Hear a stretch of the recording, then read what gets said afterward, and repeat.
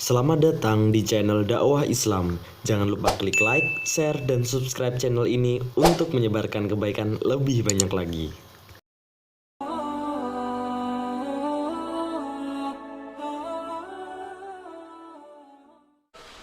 Kalau Anda terkena penyakitnya dan divonis menjadi bagian dari ahli penyakit itu, misal yang sekarang terkena misalnya kena corona atau kena yang lain, kena cancer, kena macam-macam, maka Allah ajarkan zikir yang selanjutnya yang bisa Anda bacakan, tapi tolong dibacakan dengan penuh keikhlasan dan permohonan kuat kepada Allah Subhanahu wa taala.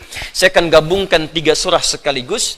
Insya Allah kalau Anda bacakan dengan benar, di situ ada janji dari Allah, seperti Allah janjikan kepada Nabi Ayub, penyakit apapun selain kematian, Allah akan berkenan menyembuhkannya. Pertama, saya urutkan dulu dari urutan ayatnya. Quran surah ke-17. Quran surah 17 Al-Isra. Ayat 82. Sudah? Ayat 82.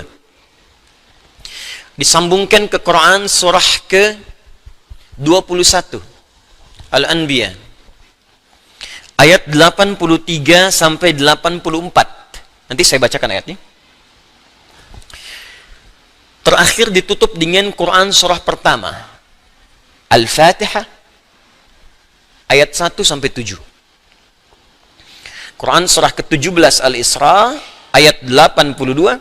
Quran surah ke-21 Al-Anbiya ayat 83 sampai 84, dan ditutup dengan Quran surah Al-Fatihah ayat 1 sampai ayat 7. Sekarang perhatikan baik-baik. Awas, ini bukan ilmu takatik ya. Ini isyarat Al-Quran. Wa nunazzilu minal Qur'ani ma huwa shifaa'un. Ini poinnya. Wa rahmatul lil mu'minin wala yazidu adh-dhalimina illa khasara.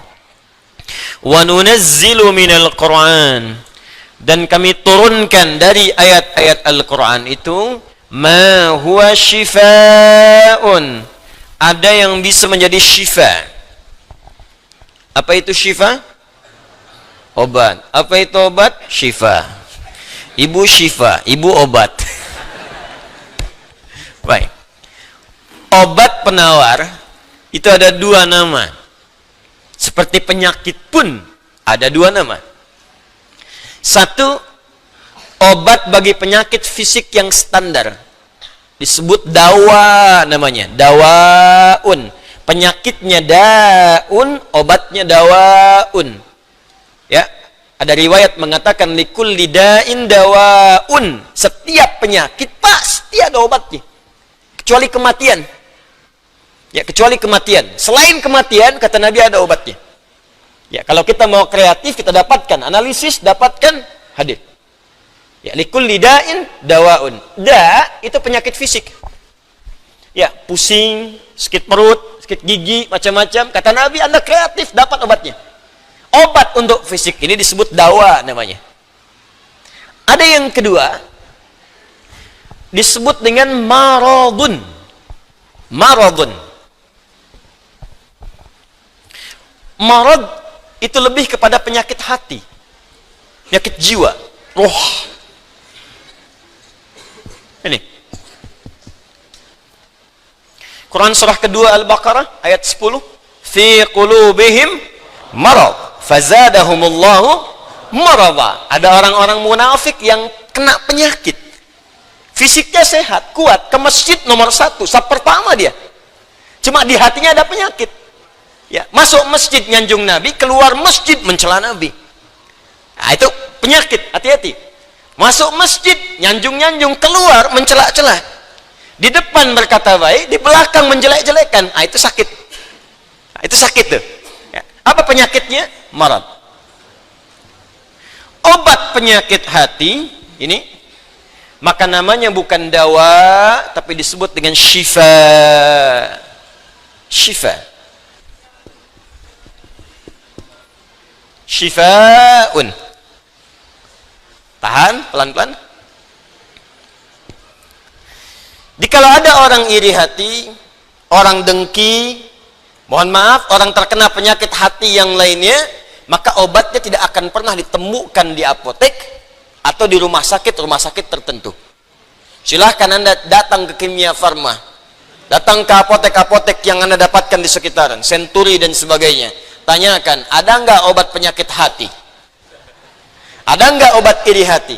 Ada nggak obat dengki? Nggak akan ditemukan. Kenapa? Karena mereka khusus menangani penyakit-penyakit fisikal, disebut dengan daun. Tapi kalau syifa, maka ini erat kaitannya dengan penyakit yang pertama ini, penyakit hati. Di mana ditemukannya? Kata Allah, wa nunazzilu minal Qur'an. Solusinya ada dalam Al-Quran. Maka nanti Allah turunkan beberapa amalan-amalan yang saat dikerjakan amalan itu bisa menghikis, menyembuhkan, bahkan menghilangkan penyakit-penyakit hati. Cari ayatnya.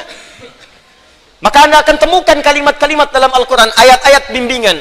Ini obat untuk menghilangkan malas. Ini obat untuk menghilangkan iri hati. Bahkan ini mencegah penyakit dengki. Kalau ada orang sekitaran dengki dengan kita, bacakan ayat ini. Turun surah Al-Falaq. Kalau ada orang munafik, bacakan surat yang ini. Kalau ada orang ini, bacakan surat yang ini. Nah, pencegahan-pencegahannya, obatnya ditemukan bagiannya di Al-Quran. Tapi syifa juga memiliki makna yang kedua. Dia adalah obat bagi penyakit fisik yang sudah sulit ditemukan obat dan penawarnya. Kalau dokter sudah mengatakan, sudah ini nggak ada obatnya, ini belum ditemukan penawarnya, maka Allah turunkan kemudian beberapa ayat dalam Al-Quran berupa zikir-zikir tertentu yang kalau dilakukan dengan benar, maka melahirkan penawar yang tidak ditemukan secara fisikal. Apa diantaranya? Yuk kita bacakan Quran surah ke-21 Al-Anbiya ayat ke-83 sampai 84. Kenal Nabi Ayub? Bagus. Ada yang kenal di sini. Baik. Bukankah ujian Nabi Ayub salah satunya kena penyakit fisik? Bukankah ujian Nabi Ayub alaihissalam salah satunya kena penyakit fisik? Ya. Pertama ujian harta, habis semua asetnya. Yang kedua ujian keluarga, wafat semua anaknya. Yang kedua ketiga ujian fisik. Ditimpa, diuji dengan penyakit, maaf, yang belum ditemukan obatnya, tidak akan pernah dirasakan orang sebelumnya, tidak dialami orang setelahnya, saking parahnya penyakitnya. Dokter mengatakan sudah nggak ada obat. Orang mengatakan secara klinis mustahil sembuh, nggak ada obatnya. Maka apa yang dikerjakan oleh Nabi Ayub alaihissalam? Ingat, ini pesan dari Al-Quran. Ada isyarat begini, ketika manusia mengatakan, makhluk mengatakan ini mustahil, itu tanda pertama dari Allah supaya langsung kita diminta untuk memohon kepada Allah Subhanahu wa Ta'ala. Jadi kalau ada orang mengatakan ini nggak bisa, itu langsung tanda langsung dari Allah supaya tinggalkan pendapat makhluk, minta kepada Khalik. Itu poinnya. Makanya seringkali ujian penyakit itu diantaranya mendorong kita untuk mendekat kepada Allah. Jadi kalau Anda diberikan penyakit sampai parah, nggak menyebut nama Allah juga, perlu dikasih apa lagi supaya ingat sama Allah? Jadi kalau diberikan yang paling parah, nggak sempat menyebut nama Allah juga, Anda perlu dikasih apa lagi? Karena itu seringkali ujian itu, kata Nabi, jika Allah mencintai seorang hamba, diberikan ujian supaya dekat dengan Allah. Innallaha idza ahabba 'abdan ibtala. Allah itu kalau sudah cinta dengan seorang hamba, diberikan ujian supaya ingat, nyebut. Mungkin sebentar lagi wafat, sebut nama Allah, dekatkan diri dengan Allah. Makanya, maaf ya, nikmat kesehatan itu berharga ketika sakit. Ya, syukur nikmat itu datang ketika sakit. Peningkatan ibadah hadir ketika sakit. Begitu diuji, ingat Allah. Nah, ini yang dikerjakan Nabi Ayub alaihissalam. Begitu penyakitnya sudah mulai mengganggu beliau ibadah, maka perhatikan zikirnya. Amalkan ini, bacakan dengan penuh ketulusan. Wa Ayyuba, dan kami buka kisah Ayub alaihissalam. Idh nada rabbahu anni massani yadurru wa anta arhamur rahimin. Ini zikirnya. Anni massani yadurru wa anta arhamur rahimin. Anda boleh bacakan dari sini. Ya, anni massani yadurru wa anta arhamur rahimin. Allahumma anni massani yadurru wa anta arhamur rahimin. Allahumma anni massani yadurru wa anta arhamur rahimin. Dalam tahajud Anda mohon kepada Allah, yang divonis misalnya matanya sulit sembuh, yang divonis misalnya ini penyakit gak mungkin sembuh, yang divonis cancer macam-macam, minta Allahumma anni massani yadhurru wa anta arhamur rahimin. Ya Allah, penyakit ini sudah mulai mengganggu saya untuk bisa fokus ibadah kepadamu. Ini kuncinya. Jadi kalau bacakan ayat ini, arahkan ke kepentingan ibadah. Jangan cuma minta sembuh. Sebab yang pengen sembuh pun banyak. Jangankan Anda, yang lain pun pengen sembuh. Apa motivasinya supaya Allah cepat sembuhkan kita? Maka dekatkan kesembuhan itu pada kepentingan ibadah. Minta, ya Allah saya pengen sholat. Berikan kesembuhan pada kaki saya untuk bisa melangkah. Ya. Ini peserta karantina Al-Quran, mungkin sebentar lagi akan datang kisahnya. Ada salah satu matanya yang gak berfungsi. Divonis gak bisa melihat. Gak bisa melihat salah satunya. Dia ikut karantina. Dia baca Quran dengan tulus. Dia berdoa kepada Allah. Sekitar 2-3 hari yang lalu, tiba-tiba dia masuk kamar mandi, dapat cahaya, terbuka, melihat semua. Sekarang matanya bisa melihat normal dua-duanya. Minta, Allahumma anni massani yadhurru wa anta arhamur rahimin. Sebentar.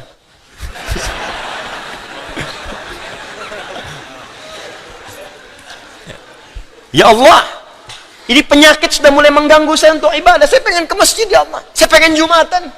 Saya pengen jamaah ya Allah. Cuman karena ini saya nggak bisa lagi jamaah. Bukankah engkau menyukai hambamu yang jamaah ya Allah? Bukankah engkau menyukai hambamu yang sholat bersama ya Allah? Bukankah engkau menyukai zikir ya Allah yang kau dengar setiap waktu ya Allah? Wa anta arhamur rahimin, sedangkan engkau yang paling sayang padaku. Kalau yang paling sayang saja tidak engkau sembuhkan, lantas kepada siapa lagi aku mohon dan meminta? Kalau kepada yang paling sayang saja tidak menyembuhkan, kepada siapa lagi aku mesti meminta? Anda tahu apa jawabannya? Fastajabna lahu fakashafna ma bihi min dhurrin wa atainahu ahlahu wa mithlahu ma'ahum rahmatan min indina, ujungnya wa dzikra lil abidin. Kata Allah, kalau ada orang yang mengamalkan zikir ini seperti Ayub mengerjakannya, aku akan sembuhkan penyakitnya, hilangkan semua kesulitannya, bahkan aku kembalikan aset-asetnya yang dirasakan hilang. Anda biaya keluar sekian juta, puluhan juta, miliaran dibalikin oleh Allah, seperti Allah mengembalikan Ayub dan anak-anaknya plus aset-asetnya. Anaknya meninggal 12, sembuh kembali, istrinya hamil lagi. Setiap hamil, lahiran kembar, lahiran kembar. Lahiran sampai 12 kali, anak 24. Aset balik semuanya.